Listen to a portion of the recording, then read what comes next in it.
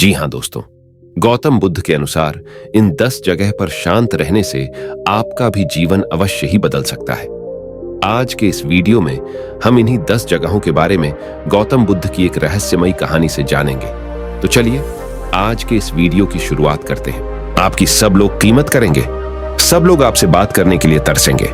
बस इन 10 जगहों पर हमेशा चुप रहने का प्रयास करें, लेकिन वह 10 जगह जहां आपको चुप रहना है वो बताने से पहले हम आपको गौतम के अनुसार मौन रहने के 10 फायदे बताएंगे और उसके बाद आपको एक गौतम बुद्ध की शांत रहने के ऊपर रहस्यमयी कहानी बताएंगे, जिससे आपको मौन की शक्ति का ये एक अनोखा रहस्य मालूम पड़ सके। तो चलिए गौतम बुद्ध से जानते हैं शांत रहने के फायदों के बारे में। पहला फायदा, उत्पादकता और मौन का संबंध। अगर आप कोई भी काम करते हैं तो आप उस काम को करते समय यही प्रयास करते हैं कि आप अपना 100% उस काम को दें, जिससे आपको अधिक से अधिक उत्पादन मिल सके। लेकिन अगर आपको काम करने के दौरान अलग अलग तरह के निगेटिव विचार घेर ले या आपके आसपास से बहुत शोर आए, उस अवस्था में आप कभी भी अपना 100% उस काम को नहीं दे पाएंगे। साथ ही आप कभी भी अच्छी उत्पादकता की उम्मीद भी नहीं कर सकते हैं। इसलिए मौन रहने पर आपको यह सहूलियत मिलती है कि आप अपने विचारों पर कंट्रोल कर पाएंगे और अपने काम को अच्छे से अंजाम दे पाएंगे। तो चलिए बढ़ते हैं हमारे दूसरे फायदे की तरफ। दूसरा फायदा, मौन आपको अधिक धैर्यवान बनाता है। मौन आपको अपने लक्ष्य की तरफ बढ़ाने में सहायता करता है। वो आपको उन चीजों से दूर रखता है जिनसे आपका ध्यान भटक सकता है। साथ ही वो आपको अपने लक्ष्य की तरफ बढ़ने में और अधिक धैर्यवान बनता है। अगर आप लगातार मौन रहने का अभ्यास करते हैं तो आप पाएंगे कि आपके भीतर एक ठहराव आ गया है, जिसके कारण आप पहले से ज्यादा स्थिर और धैर्यवान बन गए हैं। तो चलिए बढ़ते हैं हमारे तीसरे फायदे की तरफ। तीसरा फायदा, अपने सहज प्रवृत्ति को बढ़ावा दें। आप जब शांत रहना सीख जाते हैं, उसके बाद से ही आप अपने मन की गहराइयों में उतरते हैं, जहां से आप अपनी सहज प्रवृत्ति को जान पाते हैं। आपकी सहज प्रवृत्ति से मतलब है कि आपकी प्राकृतिक प्रवृत्ति क्या है ना, कि वो बनावटी जिसको आप आज तक दिखाते फिरते थे। इसलिए खुद को जानने के लिए मौन रहना बहुत जरूरी है, ताकि आप नेगेटिव विचारों से बच सके। मौन के द्वारा आपको बस शांत रहने की लगातार प्रैक्टिस करते रहनी है और आप निश्चित रूप से उस अवस्था में भी पहुंच सकते हो जहां पर से आपको खुद की सहज प्रवृत्ति को जानने का मौका मिलेगा। तो चलिए बढ़ते हैं हमारे चौथे फायदे की तरफ। चौथा फायदा, मौन के द्वारा जागरूक होना। जब तक आप मौन नहीं होते तब तक आप जागरूक नहीं हो सकते हैं।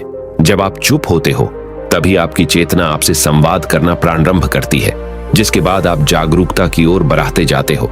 इसीलिए जागरूक होने के लिए यह बहुत आवश्यक है कि आप निरंतर मौन होने का प्रयत्न करते रहे। एक बार जब आप इसका पूर्ण अभ्यास कर लेते हैं, तब आप अपने काम को पहले से ज्यादा जागरूक तरीके से करेंगे, जिससे आपका काम पहले से बेहतर गुणवत्ता का होगा। तो चलिए बढ़ते हैं हमारे 5वें फायदे की तरफ। 5वां फायदा, मौन आपको बेहतर समझने में मदद करता है। जब आप मौन हो जाते हैं तब आप खुद को बहुत बेहतर तरीके से समझ पाते हैं, क्योंकि इस समय आपको वो बाहर का शोर सुनाई नहीं देता और आप स्वयं में ही बेहतर समझ पाते हैं। इसलिए अगर आप खुद को और खुद की क्षमता को बेहतर तरीके से समझना चाहते हैं तो आपको मौन रहना सीखना होगा। इसके लिए आप जितना प्रैक्टिस करें उतना कम है। एक बार जब आप ध्यान और चिंतन में डूब जाएंगे तब आपको बाहर का शोर सुनाई नहीं देगा। तो चलिए बढ़ते हैं हमारे छठे फायदे की तरफ। छठा फायदा, मौन के माध्यम से अपनी रचनात्मकता को बढ़ाए। हर व्यक्ति में कोई ना कोई खास बात जरूर होती है, लेकिन अधिकतर समय ऐसा देखा गया है कि लोग धरातल पर अपने टैलेंट को रचनात्मकता के अभाव के कारण नहीं उतर पाते हैं। इस कारण वो हमेशा संघर्ष ही करते रहते हैं। इसलिए अगर आप भी अपने टैलेंट को सबको दिखाना चाहते हैं तो आपको मौन होना सीखना पड़ेगा। तभी आप अपने टैलेंट को पॉलिश कर पाएंगे और दूसरों को दिखा पाएंगे। इसके साथ ही साथ रचनात्मकता होने पर आप मौन की एक अवस्था और पार कर लेंगे, जहां पर आपको केवल सुकून मिलेगा। तो चलिए बढ़ते हैं हमारे 7वां फायदे की तरफ। 7वां फायदा, मौन आपके तनाव और दबाव को कम करने में सहायता करता है। कई बार हम बहुत ज्यादा टेंशन और परेशानी में होते हैं, जिस कारण से हमको समझ नहीं आता कि इससे बाहर कैसे निकले, और बहुत कोशिश करने के बाद भी हम उससे नहीं निकल पाते हैं। वजह होती है गलत माहौल और मौन का अभाव। एक बार जब आप उस माहौल को छोड़कर किसी शांत माहौल में आते हैं जहां पर मौन हो, तब आप बहुत रिलैक्स और हल्का महसूस करते हैं। इसलिए कोशिश करें कि आप अधिक से अधिक समय तक मौन रहे, जिससे आपको तरह तरह की परेशानी से निजात पाने में सहायता मिलेगा। तो चलिए बढ़ते हैं हमारे 8वें फायदे की तरफ। 8वां फायदा मौन रहने पर आप ध्यान केंद्रित कर सकते हैं, इसमें कोई संदेह नहीं कि हम जब भी ध्यान लगाते हैं तब हमें अपने ध्यान लगाने के लिए किसी खास जगह की जरूरत होती है जहां पर किसी भी तरह का शोर शराबा ना हो और हम अच्छे से ध्यान लगा सके। यहां पर ध्यान लगाने से मतलब है कि आपको हमेशा अपने काम में मन लगाए रखना है, और ये तभी होगा जब आपका ध्यान पूरा आपके काम पर केंद्रित होगा। इसलिए सदैव कोशिश करें कि अधिक समय आपका मौन में बीते। मौन रहकर आप बहुत कुछ हासिल कर सकते हैं। 9वां फायदा, मौन रहने पर ऊर्जा की खपत कम होती है। व्यक्ति जब भी मौन रहेगा तो ये निश्चित है कि उसकी ऊर्जा कम खर्च होगी। वो अपनी ऊर्जा को जितना बचाएगा उसको उतने अधिक लाभ होंगे। वो उस बची हुई ऊर्जा को किसी अन्य काम में लगाकर अपना समय बचा सकता है। आप आज के समय में जितनी ऊर्जा बचाएंगे आपको लाभ भी उतने ही मिलेंगे। इसलिए जवान लोगों को बुजुर्गों के मुकाबले अधिक वरीयता दी जाती है, क्योंकि उनमें ऊर्जा अधिक होती है। इस ऊर्जा को आप भी हासिल कर सकते हैं। बस आपको चाहिए कि आप मौन को अपनी जिंदगी का हिस्सा बना ले। तो चलिए बढ़ते हैं हमारे 10वें फायदे की तरफ। 10वां फायदा, मौन आपको आपके उद्देश्य ढूंढने में सहायता करता है। किसी भी व्यक्ति के लिए उसका उद्देश्य बहुत आवश्यक होता है। जिसके पास जीवन का उद्देश्य नहीं होता, उसका जीवन नीरस होता है। उसका जीवन एक गतिहीन और दिशाहीन गाड़ी के समान है जो कहीं भी जा सकता है। इसलिए जीवन में एक उद्देश्य होना बहुत महत्वपूर्ण है और मौन आपको सहायता करता है। इस उद्देश्य की प्राप्ति करने में आपको अपने उद्देश्य को ढूंढने और उसको प्राप्त करने के लिए निरंतर मौन का अभ्यास करना है। तो चलिए बढ़ते हैं हमारे 11वें और आखिरी फायदे की तरफ। 11वां फायदा, मौन निर्णय निर्माण की क्षमता में वृद्धि करता है। कई बार ऐसा होता है कि हम कोई निर्णय लेना चाहते हैं, लेकिन हमें समझ नहीं आता कि किस प्रकार से अपना निर्णय ले। वो कौन से आयाम है जिनको ध्यान में रखकर अपने निर्णय तक पहुंचना है। ऐसी स्थिति तब बहुत उभर के आ सकती है जब हमने मौन रहने की ट्रेनिंग न ली हो। इसलिए अगर आप चाहते हैं कि आप एक अच्छे निर्णयकर्ता बने, तो आपके लिए यह बहुत महत्वपूर्ण हो जाता है कि आप मौन रहने की अधिक से अधिक प्रैक्टिस करें और स्वयं को बेहतर बनाएं। जीवन में मौन रहने का कितना महत्व है और इसके क्या क्या फायदे, इसको हमने इस वीडियो में बताने का प्रयास किया है। इस लेख में मौन रहने के बारे में कहा गया है, लेकिन इसका यह अर्थ नहीं लेना चाहिए कि आपको किसी भी स्थिति में कुछ भी बोलना नहीं है। जहां जरूरत हो वहां पर आपको बोलना है, लेकिन अपने शब्दों पर ध्यान रखकर कभी भी जल्दबाजी में कुछ ऐसा न बोल जाए जिसके बाद आपको पछतावा करना पड़े। आप अपने जरूरत के हिसाब से बोल सकते हैं, लेकिन उतना ही जितना आवश्यकता है। अनावश्यक बातों को बोलने से बचे। इस वीडियो में बताए गए बिंदुओं पर अगर आप काम करेंगे और मौन रहने का अभ्यास जल्द से जल्द प्रारंभ कर देंगे, तो आपको इसके बहुत सारे लाभ देखने को मिलेंगे। तो चलिए अब हम जानते हैं कि किन किन 10 जगहों पर आपको चुप रहना है। पहला नियम, बिना तथ्य के ना बोलें। अगर आपके पास कोई तथ्य नहीं है तो वहां चुप रहने में ही भलाई है। चुप बैठने से दिमाग में नई कोशिकाओं का निर्माण होता है और इससे ज्ञान की वृद्धि होती है। बोलने में भलाई वही है जहां आपको किसी चीज के बारे में पूरा ज्ञान हो। दूसरा नियम, शब्दों से न पहुंचे ठेस। अगर आपके शब्द किसी को मानसिक ठेस पहुंचा रहे हैं तो वहां चुप हो जाना चाहिए। कमजोर व्यक्ति के बारे में कुछ भी बोलकर आप महान नहीं बन सकते। महान आप किसी कमजोर का साथ देने में बनेंगे। तीसरा महत्वपूर्ण नियम, पवित्र वस्तुओं का न करें। अपमान, कोई वस्तु आपके लिए अपवित्र है और वही वस्तु दूसरों के लिए पवित्र है, तो वहां आपको चुप रहना चाहिए। अनादर हमें किसी भी चीज का नहीं करना चाहिए, चाहे वह किसी इंसान को लेकर हो या फिर किसी धर्म को लेकर। अपमान करने से आप महान नहीं बन सकते। चौथा नियम, क्रोध में रहें। चुप रहना आदर या सम्मान देने की निशानी होती है। इससे न कोई छोटा होता है और न ही बड़ा। अगर आपको क्रोध आ रहा है तो आप या तो वहां से किसी का अनादर किए बिना चले जाएं या फिर चुप रहें। क्रोध करने से आपके रिश्ते खराब होंगे। क्रोध करने से हमेशा क्रोध करने वाले व्यक्ति का ही बुरा होता है, ये बात याद रखिए। पांचवा नियम, मुद्दे से आपका कोई संबंध ना हो। अगर आपका किसी मुद्दे से कोई संबंध ना हो तो वहां आपका चुप रहना बनता है। बिना किसी वजह अगर आप दूसरों के मुद्दों पर बोलेंगे तो यह आपके लिए अनिष्टकारी रहेगा। इसमें केवल और केवल आपका ही नुकसान है। छठा नियम, शब्दों से किसी मित्र को ना हो हानि। अगर आपके शब्द सामने वाले के परिवार या फिर मित्र की प्रतिष्ठा के बारे में बुरी झलक दिखा रहे हैं तो वहां आपको चुप रहना चाहिए। किसी के परिवार या फिर मित्र के बारे में बुरा बोलने से केवल आप ही बुरे बनेंगे। जो चीज आसानी से खत्म की जा सकती है उसे अपने शब्दों से बड़ा न करें। सातवां नियम, बिना चिल्लाए न करें। कोई बात अगर आप बिना चिल्लाए कोई बात नहीं कह सकते तो वहां आपका चुप रहने में ही भलाई है। किसी पर चिल्लाने से आपके व्यवहार के बारे में पता चलता है। ज्यादा बोलने से चीजें हमेशा खराब ही हो जाती हैं। आठवां नियम, किसी के बारे में न बोलें। नीति शास्त्र के अनुसार जो अपने मुंह को बंद रखता है और बुद्धि से काम करता है वही इंसान समझदार होता है। बिना जरूरत के बोलना, किसी के बारे में बोलना, किसी के बीच में बोलना, यह गलत है। कभी कभी हमारे लिए बुद्धिमानी इसी में होती है कि हम अपना मुंह गलत जगह न खोलें और चुप रहें। 9वां महत्वपूर्ण नियम, शब्दों से आपके दोस्तों को न हो हानि।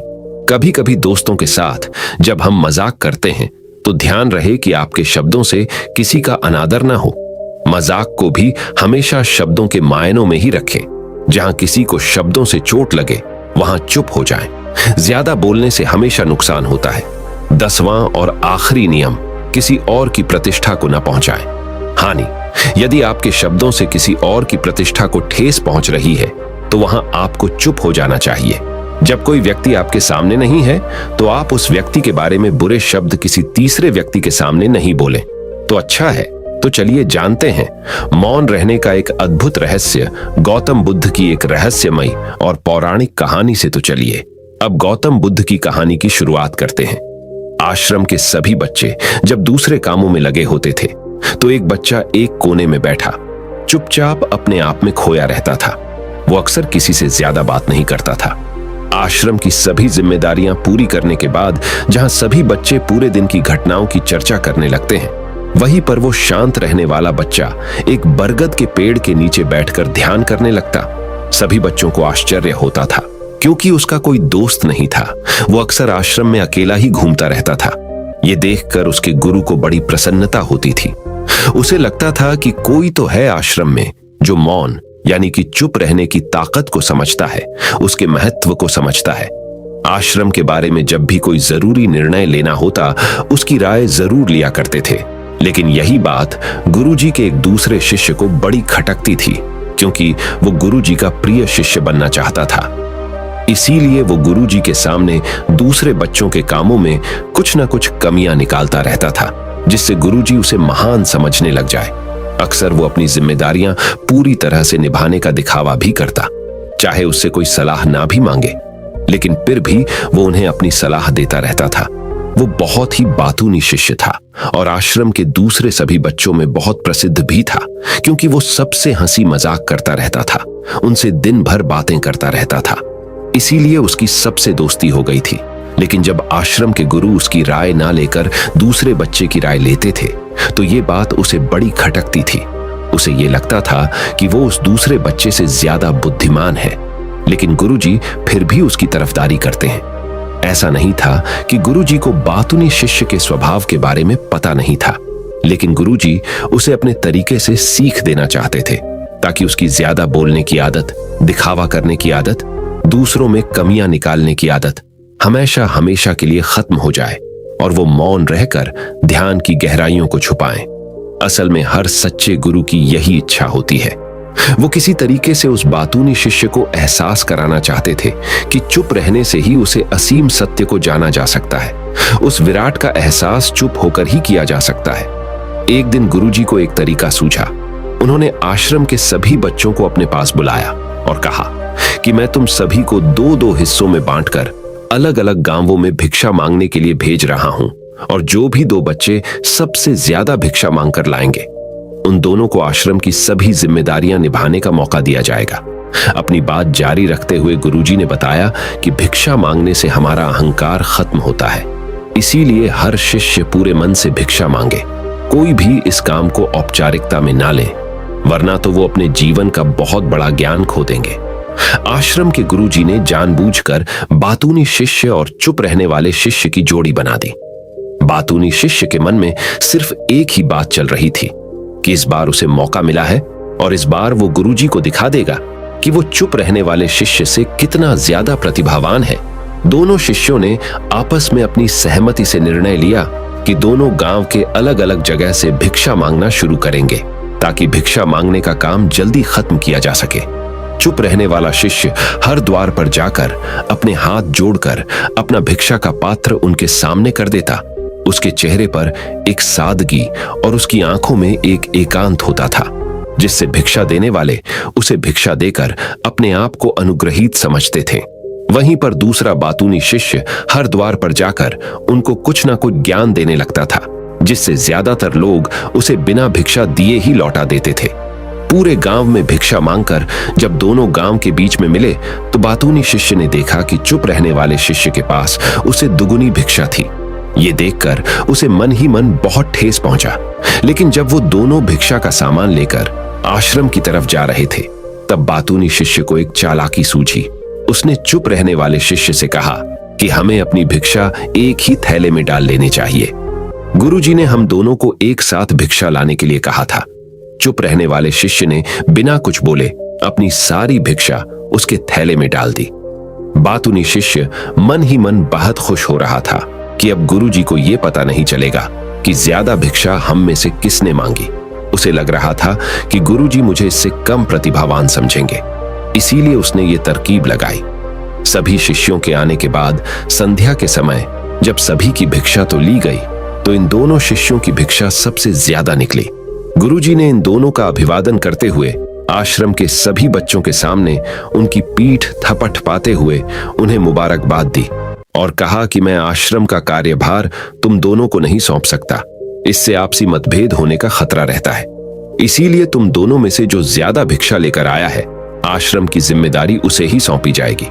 जब उन्होंने उनसे पूछा कि तुम में से ज्यादा भिक्षा कौन मांग कर लाया था तो बातूनी शिष्य ने कहा कि गुरुजी मैं इससे दुगनी भिक्षा मांग कर लाया था, लेकिन मुझसे गलती हो गई कि मैंने वो दोनों भिक्षा एक ही थैले में डाल ली।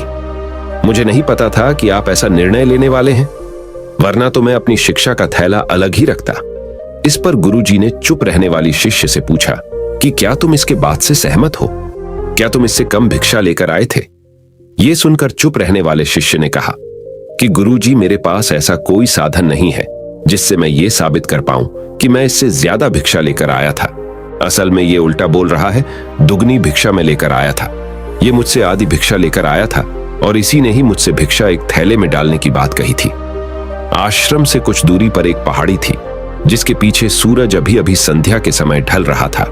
गुरुजी को तो पता था कि सच कौन बोल रहा है, लेकिन बाकी बच्चों के सामने सच साबित करने के लिए उन्होंने उन दोनों से एक सवाल पूछा कि पीछे पहाड़ी पर तुम्हें क्या दिखाई दे रहा है? यह सुनकर वाचाल शिष्य झट से बोल पड़ा कि गुरुजी पहाड़ी के पीछे सूरज अपना रंग बिखेर रहा है, आसमान में लालिमा छाई हुई है, ये बहुत ही सुंदर दृश्य है। वो तो और भी बेहद कुछ कहना चाहता था, लेकिन गुरुजी ने उसे चुप करते हुए दूसरे शिष्य से जवाब जानने के लिए जब उसकी तरफ देखा तो उसकी आंखों में आंसू भरे हुए थे। श्रद्धा, भक्ति और प्रेम से उसकी आंखें भर आई थीं। गुरुजी को उससे पूछने की जरूरत ही नहीं पड़ी। गुरुजी ने सभी बच्चों को संबोधित करते हुए कहा कि मैंने सवाल किया था कि ये पहाड़ी के पीछे तुम्हें क्या दिखाई दे रहा है? ज्यादातर लोगों को यही दिखाई देगा कि एक बहुत सुंदर दृश्य है, लेकिन मजे की बात यह है कि सुंदरता बोलकर नहीं बताई जा सकती, उसे महसूस किया जा सकता है और सामने वाला उस सुंदरता को आपकी आंखों में देख पाता है। चुप रहने वाले शिष्य की तरफ इशारा करते हुए गुरुजी ने कहा कि असल में सुंदरता इसी बच्चे ने देखी है। दूसरे बच्चे ने सिर्फ सुंदरता की उपव्याख्या की है, लेकिन इसने वास्तविकता में उस सुंदरता को महसूस किया है। अपने आप को ऊंचा दिखाने की सभी कोशिशें नाकाम होती देख वाचाल शिष्य वहीं पर फूट फूट कर रोने लगा। उसको चुप कराते हुए गुरुजी ने कहा कि बेटा, मुझे पहले से पता था कि तुम झूठ बोल रहे हो, लेकिन मैं तुम्हें उस झूठ का एहसास कराना चाहता था। सभी बच्चों को संबोधित करते हुए गुरुजी ने बताया कि शब्द जाल की तरह होते हैं। हमारे ज्यादा बोलने की वजह से बहुत सारी समस्याएं पैदा होती है। जब कोई आदमी एक बात को बढ़ा चढ़ाकर बोल देता है तो उसे सिद्ध करने के लिए वो शब्दों के जाल में फंसता चला जाता है। और इसी वजह से अंतर्मुखी होने की बजाय वो बहिर्मुखी होता चला जाता है। वहीं पर जिस भी व्यक्ति को अपनी अंतर यात्रा करनी होती है, उसे सबसे पहले चुप रहना सीखना होता है। जरूरत से ज्यादा बोलना या फिर हर वक्त बोलते ही रहना, ये सब हमारी अंतर यात्रा में बाधा बन जाती है। जब आप चुप रहने का अभ्यास करते हैं तो आप अपने साथ वक्त बिताने लगते हैं, जिससे कि आप अपने एकांत को जान पाते हैं। और एक बार अगर मन में एकांत स्थापित हो जाए तो आपकी आंखों में, आपके चेहरे पर वो सादगी, वो एकांत, वो स्पष्टता की झलक सब कुछ सामने नजर आने लगती है। कुछ साबित करने को नहीं रह जाता, कुछ बताने को नहीं रह जाता, सब कुछ आंखों में देखा जा सकता है। चुप रहने वाले शिष्य की तरफ इशारा करते हुए गुरुजी ने कहा कि अभी जो दृश्य है इस बच्चे ने देखा, वो ज्यादा बोलने वाला आदमी कभी नहीं देख पाएगा। वो अपनी बुद्धि से तर्क वितर्क करता रहेगा कि उसे क्या क्या दिखाई दे रहा है, लेकिन उसमें से वो महसूस कुछ भी नहीं कर पाएगा। उसे दिखाई दे जाएंगे पहाड़, सूरज या फिर उसकी लालिमा, लेकिन उस सुंदरता को, उस विराट को, उस अद्वैत को वो कभी नहीं देख पाएगा। अगर चुप रहने की कला सीखनी है तो तुम्हें सबसे पहले एक बात ध्यान रखनी होगी कि तुम्हें किसी को भी प्रभावित करने की कोशिश नहीं करनी है। ज्यादातर लोग इसी वजह से ज्यादा बोलते हैं क्योंकि वो दूसरों को प्रभावित करना चाहते हैं, अपने आप को साबित करना चाहते हैं, और उस साबित करने के चक्कर में वो शब्दों के जाल में फंसते चले जाते हैं और धीरे धीरे वही उनकी आदत बन जाती है। अगर कोई व्यक्ति दूसरों को प्रभावित करना चाहता है तो वो कितने लोगों को प्रभावित कर पाएगा? उसकी ये भूख बढ़ती जाएगी और वहीं संसार में सभी को कर भी प्रभावित नहीं कर पाएगा। इसलिए यह समझने की बात होती है कि बहिर्मुखी होने की बजाय हमें अंतर्मुखी होकर अपने आप को समझ सकते हैं। अपनी बातों को खत्म करते हुए गुरुजी ने अपना आखिरी संदेश दिया। उन्होंने बताया कि अगर कोई व्यक्ति ज्यादा समय तक चुप नहीं रह सकता तो उसे थोड़े समय से अभ्यास करना चाहिए। निश्चित संकल्प लेकर किसी व्रत की भांति दिन में कुछ समय या फिर हफ्ते में कुछ समय या फिर एक दिन चुप रहने का अभ्यास जरूर किया जाना चाहिए। इससे हमारी चुप रहने की आदत धीरे धीरे खुद ब खुद पनपने लगती है, क्योंकि एक बार जब हम चुप रहने लगते हैं तो हमें चुप रहने का आनंद पता चल जाता है। उसके बाद हमें प्रयास नहीं करना पड़ता, बल्कि हमारा मन आनंद की तरफ अपने आप बढ़ता चला जाता है। चुप रहने की कला सीखने के बाद आपकी बुद्धिमानी और आपकी स्पष्टता दोनों में बहुत ज्यादा फायदा होगा। वास्तविकता में जिसे दर्शन कहते हैं वो मौन रहकर ही किया जा सकता है। इसके बाद सभी बच्चों से कुछ समय चुप रहने का संकल्प लेकर गुरुजी ने अपनी बात खत्म कर दी और सभी बच्चे अंत में रात्रि का भोजन करने के लिए एक साथ भोजन कक्ष में पहुंचे। शांति के फायदे तो आपको पता चल गए। अब गौतम बुद्ध के अनुसार अपने मन को कैसे संयमित किया जाए, चलिए उसके बारे में जानते हैं। भगवान गौतम बुद्ध कहते थे, यह संसार एक माया जाल है जो कि मनुष्य को अच्छाई भी दिखाता है और बुराई भी दिखाता है। कभी सुंदरता दिखाता है तो कभी दुर्बलता दिखाता है। कभी यह संसार मनुष्य को आकर्षित करता है और कभी कभी मनुष्य को इतना उलझा देता है कि मनुष्य को खुद के जीवन का ध्यान ही नहीं रहता। इसलिए संसार के माया जाल से बचने के लिए भगवान गौतम बुद्ध कहते हैं, जो पुरुष अपने खुद के इंद्रियों से कभी नहीं हारा, वह संसार से या पूरे ब्रह्मांड के किसी भी चीज से कभी हार ही नहीं सकता। वह मनुष्य जहां भी हो उसकी विजय निश्चित है। दोस्तों, आपको बता दें कि इंद्रियों का मतलब होता है कान, नाक, त्वचा, जीभ, हाथ। इन 5 शरीर के भागों को मुख्य इंद्रियां कहा जाता है। इन इंद्रियों को जो पुरुष या स्त्री अपने मन से संयमित कर पाते हैं, वह पुरुष या स्त्री बड़ी ही आसानी से संसार के महासागर को पार कर लेते हैं। यानी कि किसी भी चीज से वह आकर्षित नहीं होते और अपना कर्म बड़े ही विश्वास के साथ करते रहते हैं। ऐसे ही मनुष्य संसार में या इस लोक में या परलोक में बार बार विजयी होते रहते हैं। तो चलिए जानते हैं कि हमारे मन को कैसे वश में किया जाए ताकि हम इस संसार के माया जाल में फिर से न फंसे। भगवान गौतम बुद्ध कहते हैं, मन को वश में करने के लिए सबसे पहले आपको यह जानना होगा कि आपके शरीर से श्रेष्ठ आपकी इंद्रियां होती है। आपकी इंद्रियों से श्रेष्ठ आपका मन होता है और आपके मन से श्रेष्ठ आपकी बुद्धि होती है और अंततः बुद्धि से श्रेष्ठ आपका आत्मा होता है और आत्मा से भी श्रेष्ठ परमात्मा होते हैं, यानी भगवान होते हैं। तो अगर आपके मन को वश में करना है तो सबसे पहले आपकी बुद्धि में यह विचार करें कि मैं आज से बुरे कामों के बारे में सोचूंगा भी नहीं और मेरे अच्छे काम विश्वास से करता रहूंगा। दोस्तों, अगर आप बुरी आदतों के बारे में सोचोगे ही नहीं तो वह आदतें आपकी बुद्धि पर हावी नहीं होगी और आप कभी गलत काम नहीं करोगे। तो सबसे पहली बात तो यह है कि अपने बुद्धि में से बुरी आदतों को निकाल दो और अपनी बुद्धि में जो भी आपका काम है उस काम के बारे में विचार डालना शुरू कर दो। फिर आपकी बुद्धि आपके मन को आपके काम के बारे में संदेश देगी और मन सभी इंद्रियों को वश में करके आपके काम के ऊपर लगा देगा। तो इसी तरह से करते करते आपका मन एक दिन अवश्य ही वश में हो जाएगा और जिस व्यक्ति का मन वश में हो जाता है उस व्यक्ति के मन में हमेशा ही भगवान वास करते हैं। तो देखा दोस्तों, मन को वश में करने के लिए सबसे पहले आपको अपनी बुद्धि को अपने काम के बारे में ज्ञान देना होगा और बुद्धि में से बुरी आदतों को बिल्कुल निकलना होगा, यानी कि उनके बारे में सोचना ही छोड़ना होगा। तब जाकर आप अपने मन को वश में अवश्य ही कर पाओगे और जब आप पूर्णतः आप अपने मन को वश में कर लोगे तब आपके लिए सुख दुख सर्दी गर्मी और मान अपमान सब एक जैसा होगा और आप इस दुनिया के माया से परे हो जाओगे।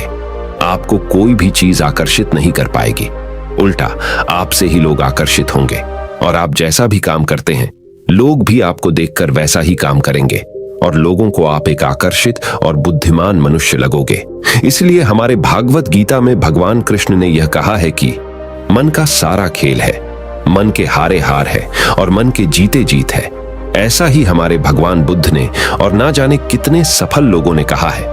भगवान बुद्ध ने कहा है कि जिसने अपने मन को वश में कर लिया है उसकी जीत को देवता भी हार में नहीं बदल सकते हैं। अर्थात मन को वश में करने का नाम ही आत्म संयम है, जिसका अर्थ है अपने आप को वश में करना, अर्थात मन वचन और कर्म पर अधिकार प्राप्त करना, ताकि शरीर से कोई अशुभ कार्य न होने पाए, जिससे कोई अपशब्द न निकले और मन में कभी अशुभ विचार न उठने पाए। यदि मनुष्य अपनी इंद्रियों का प्रयोग उचित ढंग से करता है तो ही उस मनुष्य को दूसरों को ज्ञान देने का अधिकार है।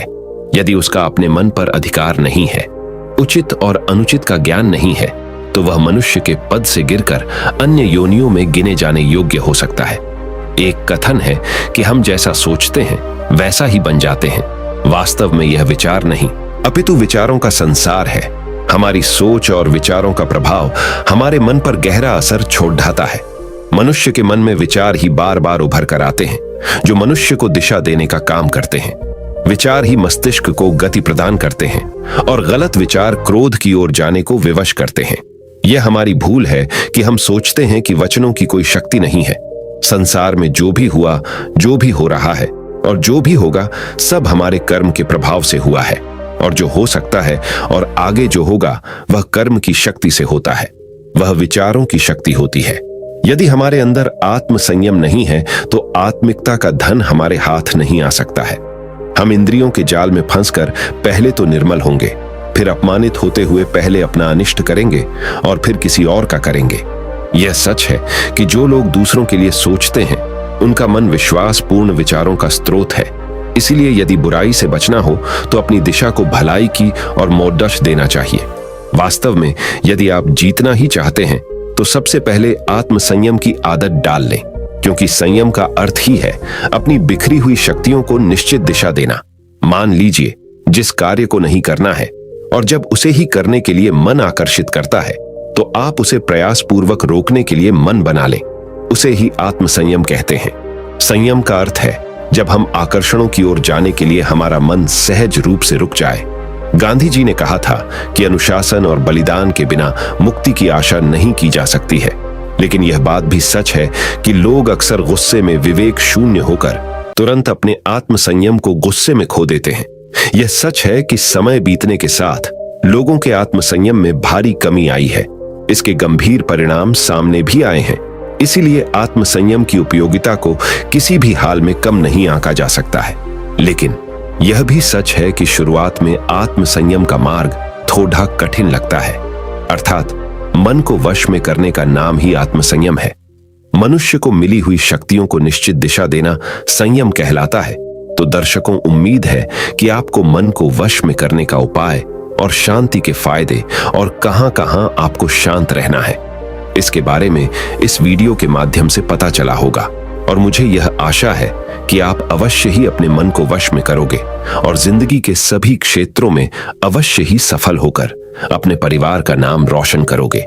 ऐसी ही और गौतम बुद्ध की प्रेरणादायक सीख लेने के लिए हमारे चैनल को फॉलो करें, और यह वीडियो आपको पसंद आया हो तो हमारे चैनल को सब्सक्राइब कीजिए और इस वीडियो को एक लाइक कीजिए, और इस वीडियो को जितना हो सके उतना अपने दोस्तों के साथ शेयर करें।